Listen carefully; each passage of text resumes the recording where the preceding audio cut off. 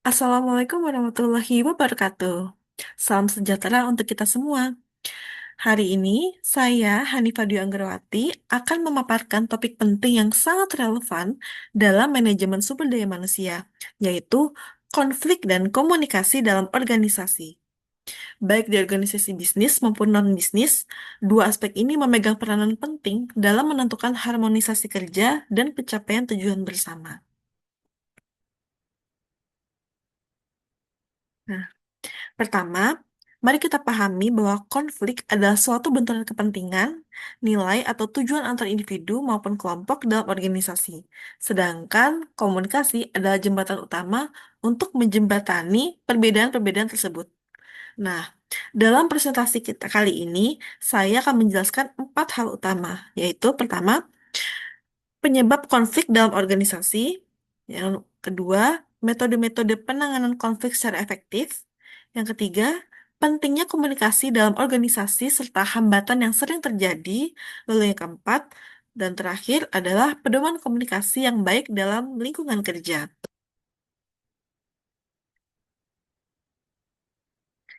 Nah, nah, tentang penyebab konflik dalam organisasi. Konflik dalam organisasi dapat muncul karena berbagai faktor. Yang pertama, karena perbedaan tujuan antar bagian dalam perusahaan. Misalnya, tim pemasaran ingin memberi diskon besar agar penjualan meningkat, sementara tim keuangan menolak karena margin laba menjadi kecil. Nah, ketidakseimbangan ini dapat menciptakan gesekan antar tim. Kemudian yang kedua, yaitu keterbatasan sumber daya.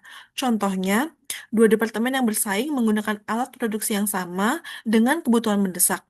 Nah, siapa yang akan lebih dulu? Tanpa aturan yang jelas, konflik akan mudah muncul. Yang ketiga yaitu gaya kepemimpinan otoriter. Ketika manajer enggan menerima masukan dari bawahannya atau terlalu menekan tanpa ruang diskusi, karyawan akan merasa tidak dihargai serta bisa memicu konflik horizontal maupun vertikal. Lalu yang keempat adalah komunikasi yang buruk. Misalnya, ketika instruksi kerja disampaikan tidak jelas, maka karyawan bisa salah paham dan akhirnya memicu kesalahan kerja dan berdampak pada konflik. Kemudian yang kelima, yaitu perbedaan nilai dan budaya. Dalam organisasi multikultural, gaya komunikasi yang berbeda bisa disalahartikan. Karyawan dari budaya yang terbuka bisa menganggap atasan yang formal sebagai kaku ataupun tidak bersahabat.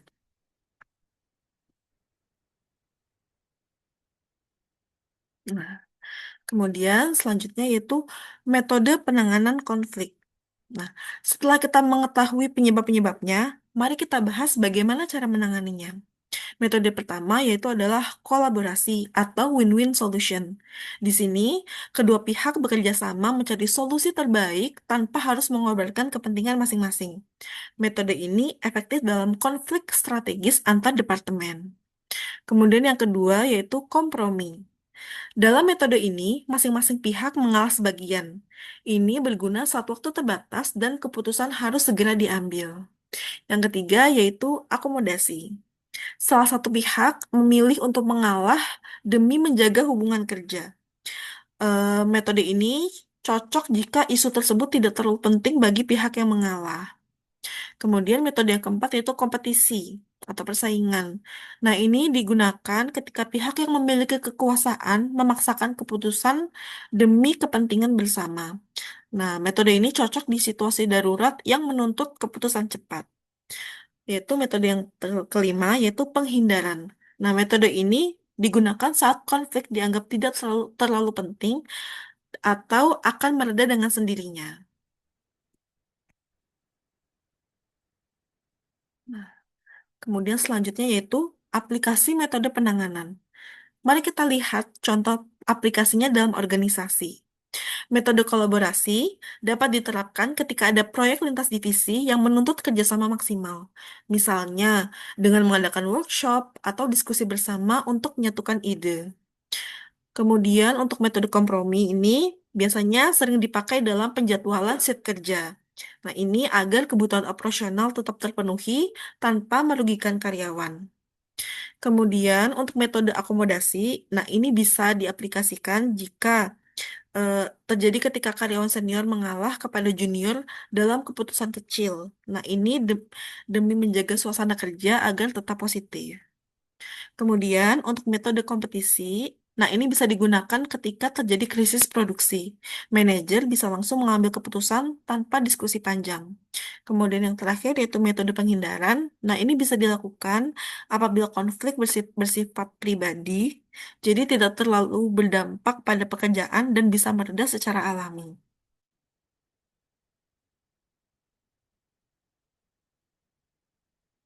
Nah, lalu mari kita bahas pentingnya komunikasi efektif. Komunikasi yang baik itu adalah fondasi utama hubungan kerja yang harmonis. Nah, komunikasi efektif itu ini penting untuk pertama, memperkuat koordinasi kerja. Yang kedua, mencegah kesalahpahaman. Yang ketiga, membangun kepercayaan, lalu mendorong partisipasi dan inovasi, serta meningkatkan kepuasan dan loyalitas kerja. Tanpa komunikasi yang efektif, konflik yang kecil bisa membesar dan kerjasama antar bagian bisa terganggu.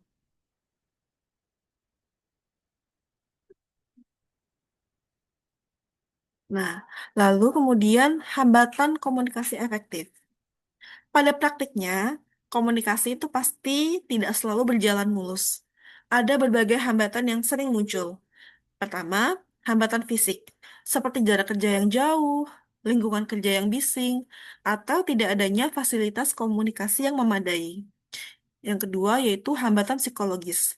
Ini bisa seperti prasangka, stres, dan emosi negatif yang sering membuat pesan yang disampaikan tidak dapat diterima dengan baik. Hambatan yang ketiga yaitu hambatan semantik. Ini maksudnya adalah istilah teknis atau jargon yang seringkali tidak dipahami oleh semua pihak, apalagi jika lintas departemen. Nomor empat yaitu hambatan organisasional. Struktur birokrasi yang kaku dan rantai komunikasi yang terlalu panjang dapat menyebabkan informasi tidak sampai dengan utuh atau terlambat. Lalu, hambatan yang kelima adalah hambatan bahasa dan budaya. Dalam organisasi yang multikultural, perbedaan gaya komunikasi bisa menimbulkan kesalahpahaman. Nah, kemudian, rekomendasi pedoman komunikasi. Untuk mengatasi hambatan-hambatan tersebut, manajemen SDM perlu menetapkan pedoman komunikasi yang baik. Pertama, keterbukaan dan transparansi dalam menyampaikan informasi. Hindari menyembunyikan hal-hal penting dari karyawan. Yang kedua, yaitu aktif mendengarkan atau mendengarkan secara aktif. Manajemen harus memberi ruang bagi karyawan untuk menyampaikan aspirasi atau keluhan. Yang ketiga, yaitu berikan umpan balik yang konstruktif. Bukan hanya kritik, tetapi juga solusi dan arahan yang membangun. Yang keempat, yaitu memanfaatkan teknologi komunikasi seperti aplikasi internal, email, atau video call untuk mempercepat dan mempermudah pertukaran informasi. Yang kelima, yaitu berikan pelatihan komunikasi secara berkala agar setiap karyawan dan pimpinan memiliki kemampuan untuk menyampaikan dan menerima pesan dengan baik. Kemudian yang terakhir, yang keenam, ciptakan budaya dialogis. Buat forum atau pertemuan rutin untuk menjaga hubungan antar personil tetap terbuka dan harmonis. Nah, adapun sebagai kesimpulan, konflik dalam organisasi adalah hal yang wajar dan bahkan bisa membawa perbaikan jika dikelola dengan baik. Setiap metode penanganan konflik harus dipilih berdasarkan situasi dan karakteristik konflik yang terjadi. Kemudian, komunikasi yang efektif menjadi pilar penting untuk mencegah konflik dan membangun kerjasama yang kokoh antar individu maupun tim. Serta yang terakhir, nah ini disinilah peran penting manajemen SDM. Jadi bukan hanya sebagai penengah konflik, tetapi juga sebagai pembentuk sistem komunikasi yang sehat, terbuka, dan produktif. Nah, baik, sekian presentasi dari saya. Terima kasih atas perhatiannya. Demikian paparan saya tentang konflik dan komunikasi dalam organisasi. Semoga bermanfaat dan dapat diaplikasikan dalam lingkungan kerja kita masing-masing. Akhir kata, wassalamualaikum warahmatullahi wabarakatuh.